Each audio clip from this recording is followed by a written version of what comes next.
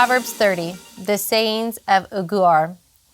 This man declared to Ithiel, and to Ukal, I am the most ignorant of men.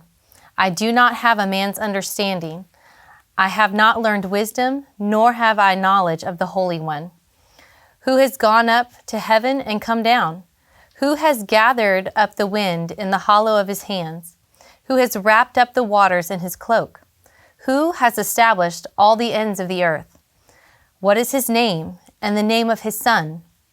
Tell me if you know. Every word of God is flawless. He is a shield to those who take refuge in him. Do not add to his words, or he will rebuke you and prove you a liar. 2 things I ask of you, O Lord. Do not refuse me before I die. Keep falsehood and lies far from me. Give me neither poverty nor riches, but give me only my daily bread. Otherwise, I may have too much and disown you, and say, who is the Lord? Or I may become poor and steal, and so dishonor the name of my God. Do not slander a servant to his master, or he will curse you, and you will pay for it. There are those who curse their fathers and do not bless their mothers, those who are pure in their own eyes and yet are not cleansed of their filth. Those whose eyes are ever so haughty, whose glances are so disdainful, those whose teeth are swords and whose jaws are set with knives, to devour the poor from the earth, the needy from among mankind. The leech has 2 daughters. Give, give, they cry. There are 3 things that are never satisfied, 4 that never say enough: the grave, the barren womb, land which is never satisfied with water, and fire which never says enough.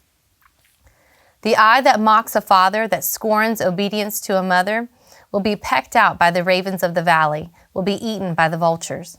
There are 3 things that are too amazing for me, 4 that I do not understand: the way of the eagle in the sky, the way of a snake on a rock, the way of a ship on the high seas, and the way of a man with a maiden. This is the way of an adulteress. She eats and wipes her mouth and says, I've done nothing wrong. Under 3 things the earth trembles. Under 4 it cannot bear up: a servant who becomes king, a fool who is full of food, an unloved woman who is married, and a maidservant who displaces her mistress. 4 things on earth are small, yet they are extremely wise. Ants are creatures of little strength, yet they store up their food in the summer. The conies are creatures of little power, yet they make their homes in the crags. Locusts have no king, yet they advance together in ranks. A lizard can be caught with the hand, yet is found in kings' palaces.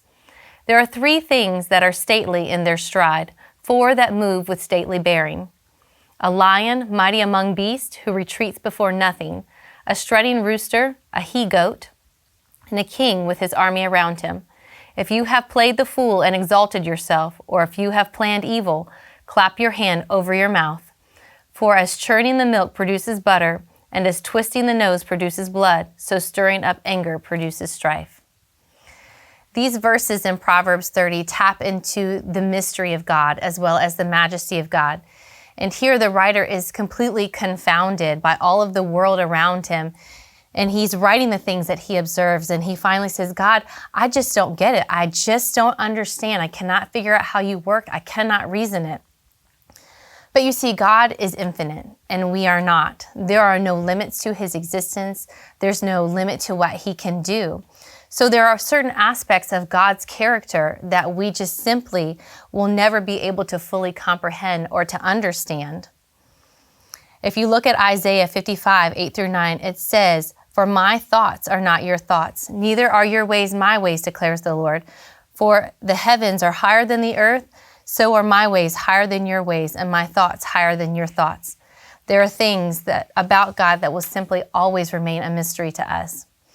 Yet after all of what Agur's written about, he boldly declares every word of God is flawless. He is a shield to those who take refuge in him.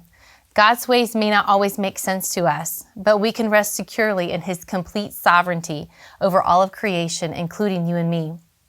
Proverbs 30 encourages us to humbly accept our limited abilities to understand life around us, and despite our limitations, to honor God's authority in our lives by fully trusting Him. It's about being obedient to God and not depending on our limited reasoning. For the believer, we can rest in knowing and not understanding it all because we know and we trust the one who does. The God of wonders is always at work, and every mystery will point us back to His majesty. So here's your call to action for both adults and kids. Take time today to either look outside or to go outside. Look up, look down, look all around you. What do you notice? And then go tell someone about it.